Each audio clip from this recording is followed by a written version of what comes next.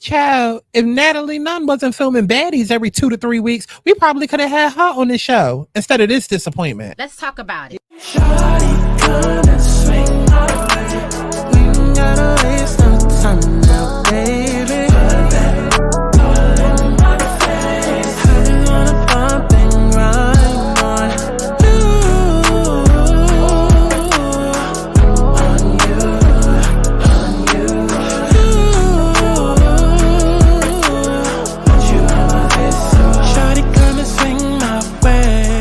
I want people to have fun. Let's kick back. Let's get into a little tea. Let's not get too crazy, but let's enjoy the sip. Clock that tea. But let's get to the chi-chi, the kiki, the internet bull.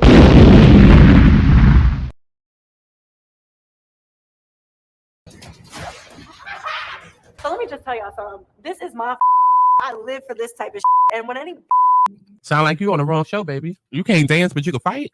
Don't that qualify you for baddies? Get them ready. They got 10 minutes. On the way up there, I want you to stop by Ballistic and get some of that juice for them, okay? Because I got get some of what juice? Not his juice. What juice is she? And can I go? Can I chaperone? Can I watch? Can I make sure that she get the job done? Can I go and see if she need help doing it? Like, what we getting from Ballistic in a room where there are no others? What are we doing? What is she wearing? And why is she digging in her? Yes, ho, we see you. We see you looking right at the camera, digging in your. We see you.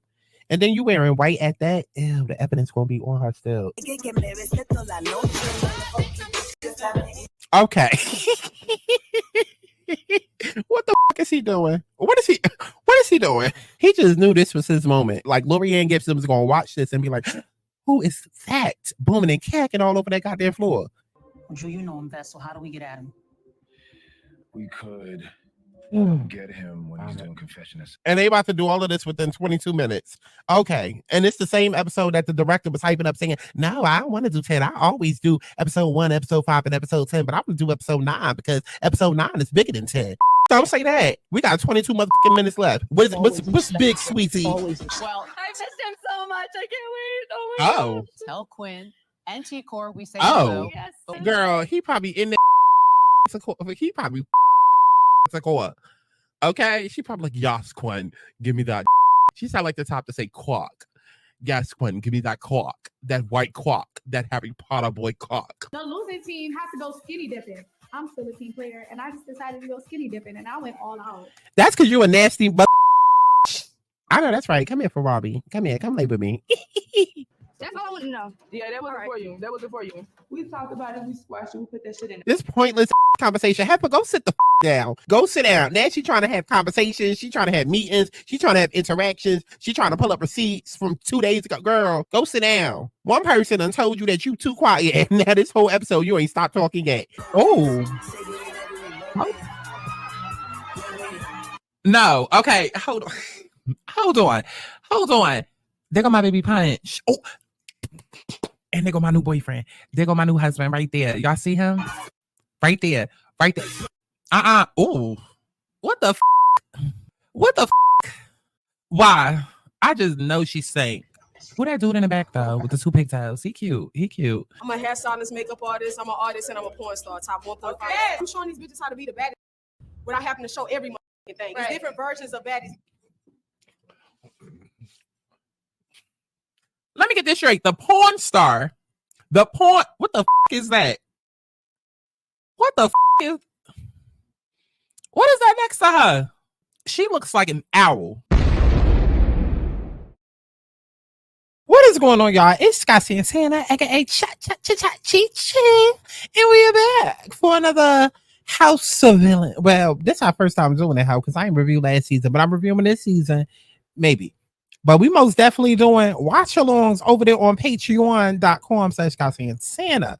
Okay, listen, baby, when I tell you that this show is my show, I mean, we watch the Ratchet Reality TV over here. You know, the Nada's Google app shows, the Zoo shows, the baddies, all of that.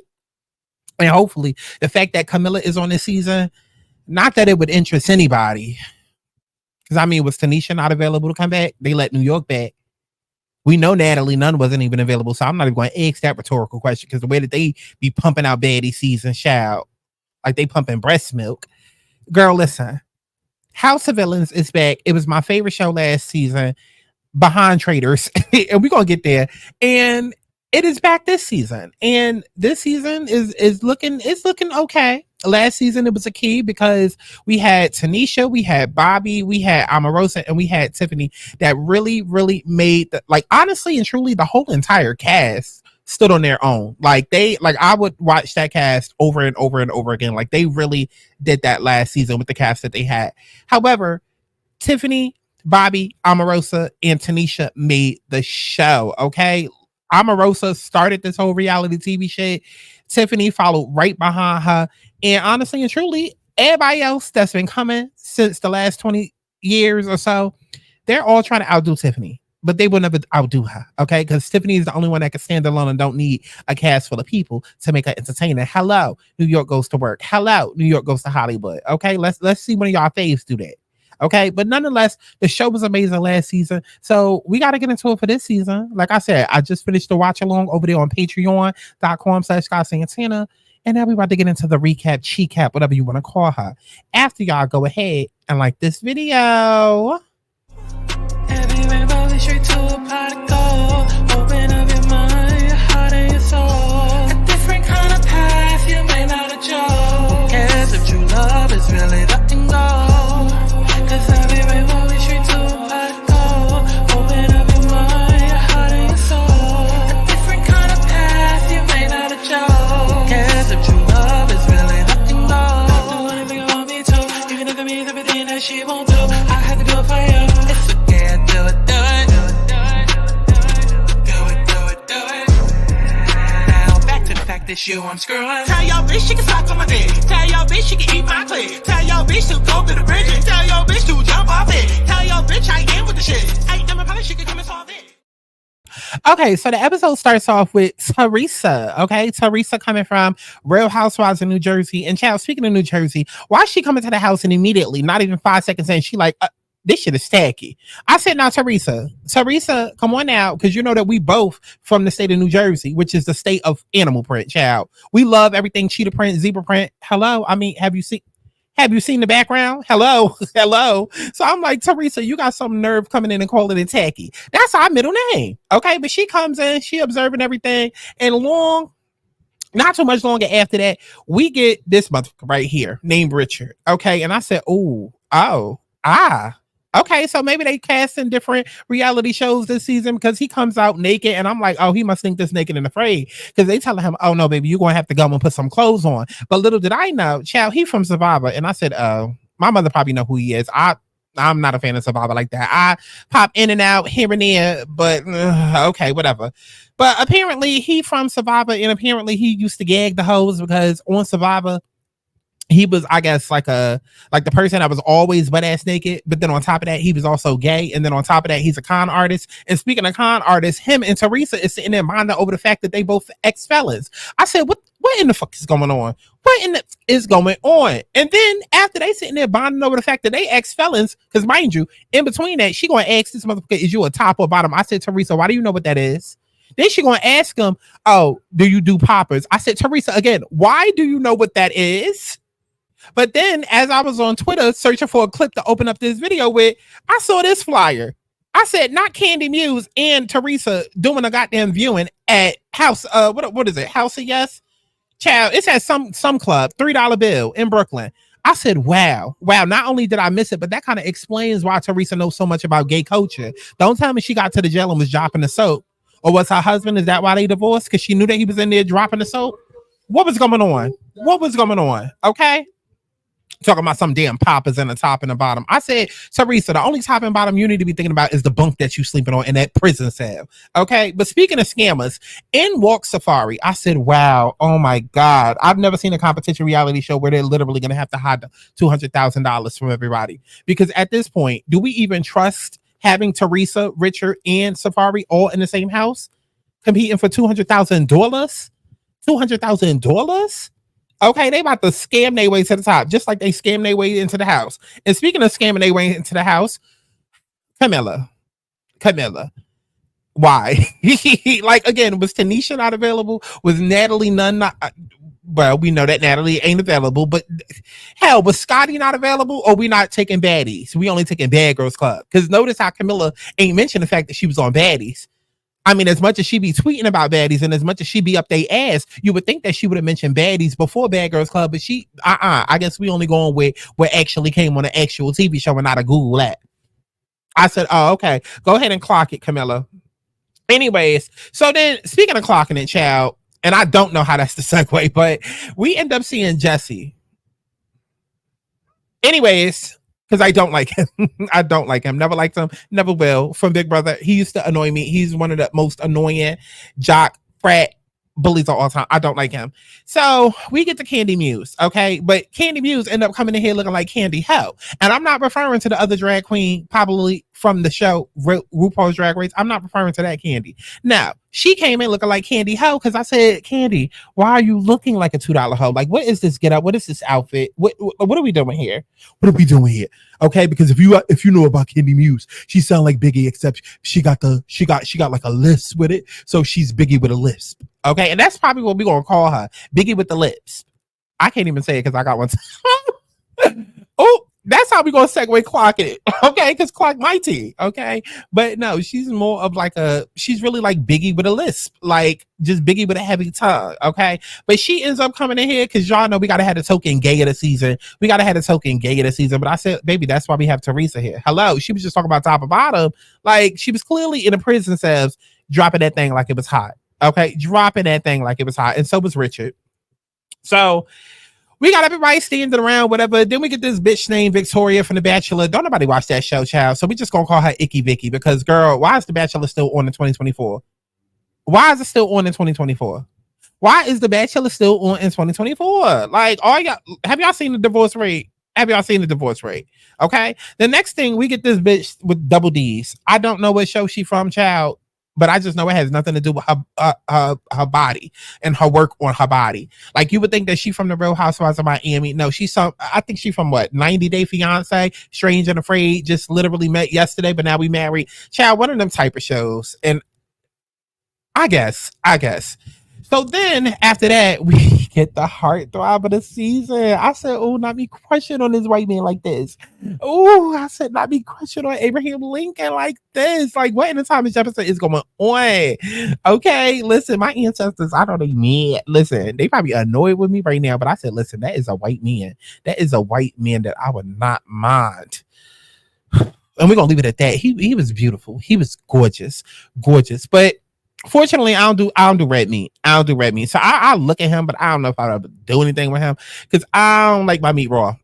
But he walked in and he said that he from the challenge, and I said, oh, so we already know who's gonna be first out. We already know who to vote first out. Come on, we got our thinking caps on. This is a game of strategy. Okay, this is a game of strategy. Let's get him out first. Ding, ding, ding. He won 3 times. Like, hello.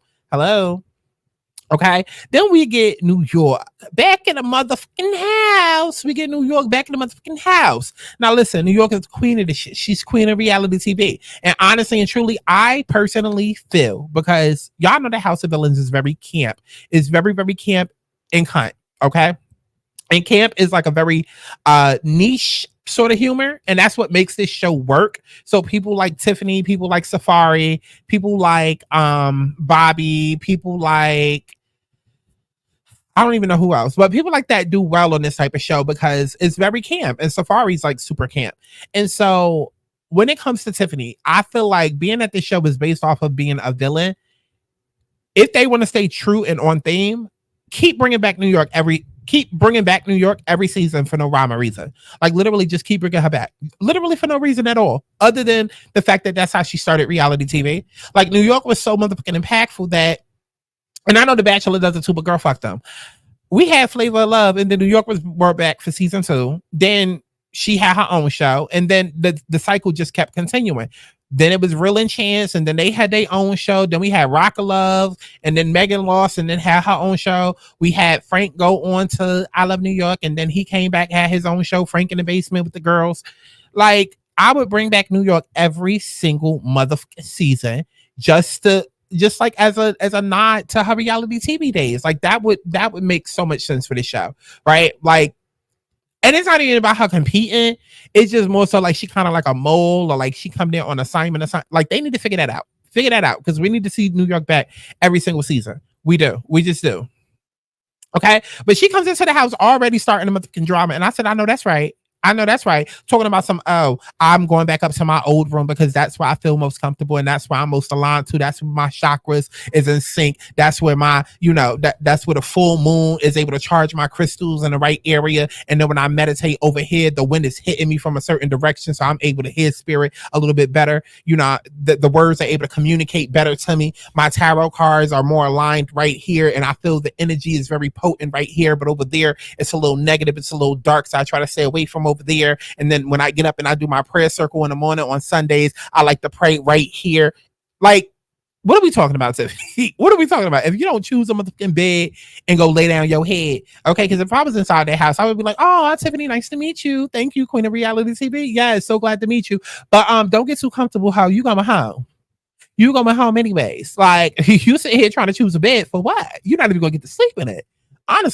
Honestly, okay? But she finds out that room belongs to Teresa and Camilla, because when Camilla first came into the house, Teresa, airheaded ass, they ain't had nothing else to bond over than the zodiac sign. I said, listen, the fact that Camilla is a Virgo, that is part of the reason why Baddies East sucked, because that whole entire house was Virgos. Like, that's exactly why that season sucks. So I don't think y'all want to be bonding over that.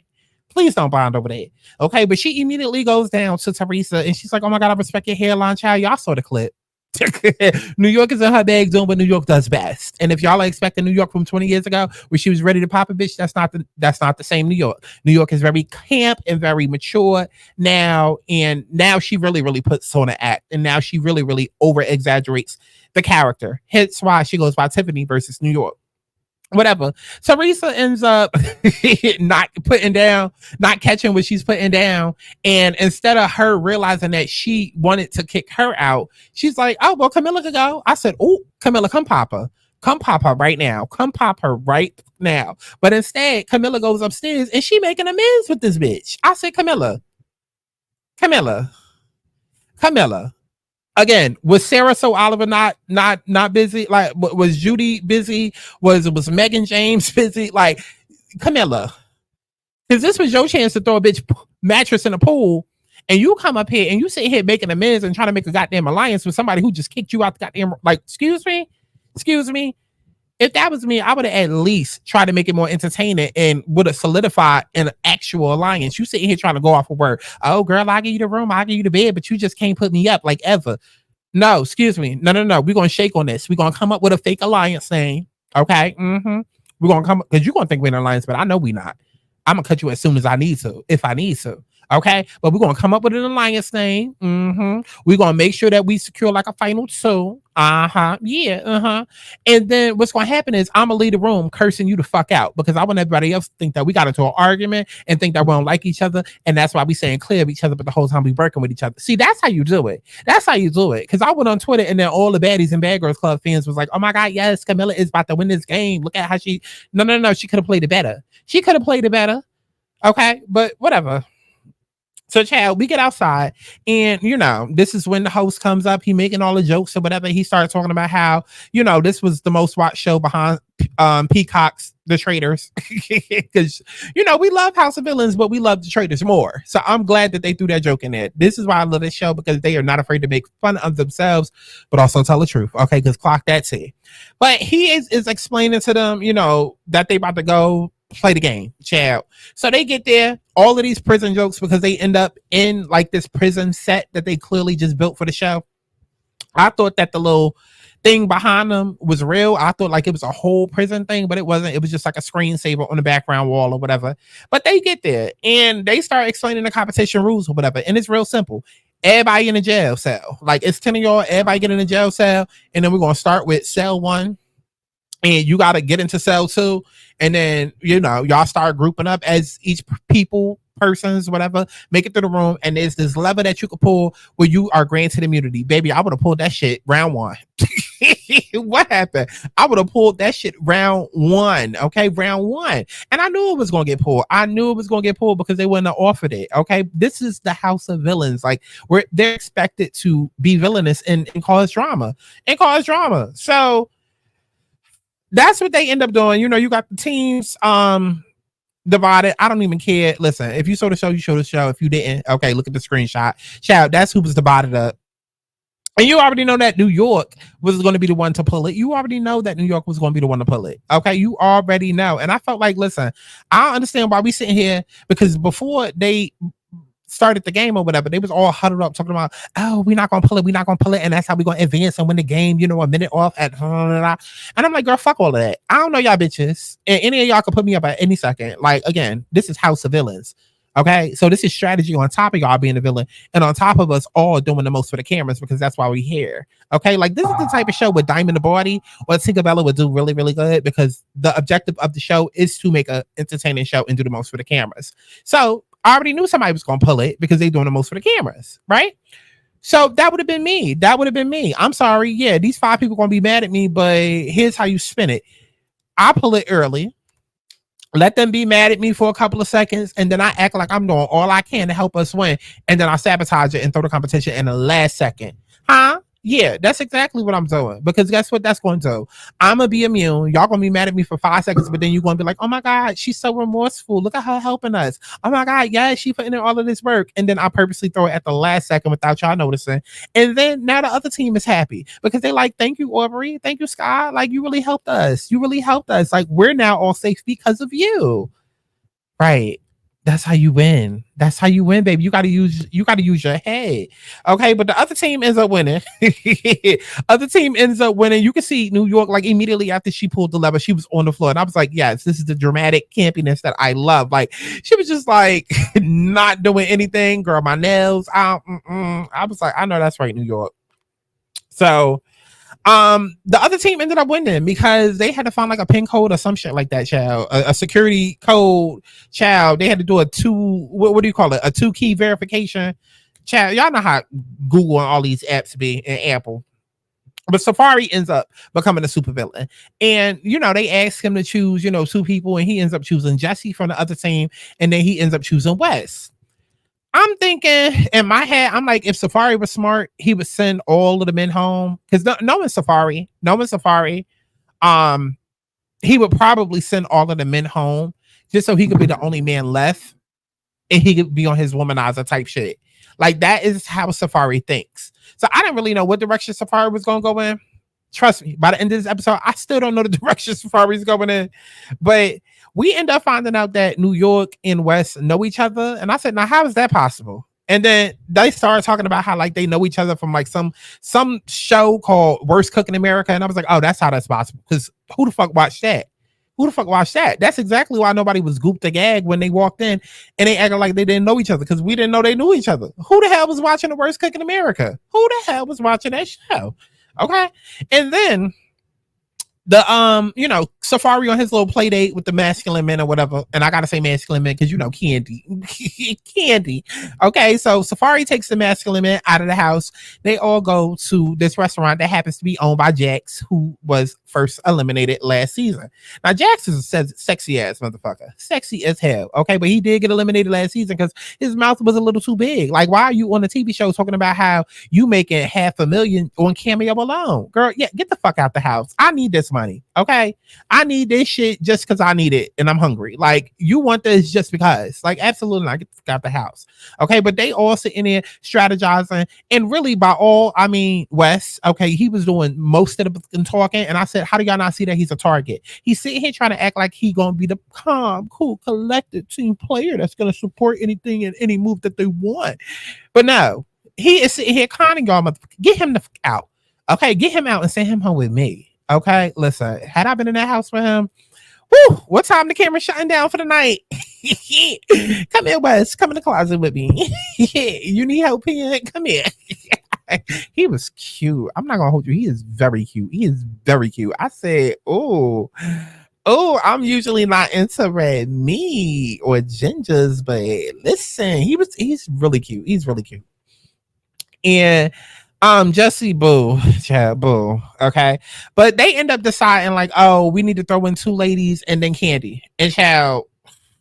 we get to the goddamn super dungeon. It's a new super dungeon or whatever. It's real cute. It's creative. Okay, cool. And then by the end of the episode, that's exactly what Safaree decides to do. Is he throws in 2 ladies and then he throws in Kandy. Now I don't know exactly how this is going to work because I saw all 3 of them in the promos and they was wearing different outfits. So unless the promos is really just more so from next episode or something, I don't know.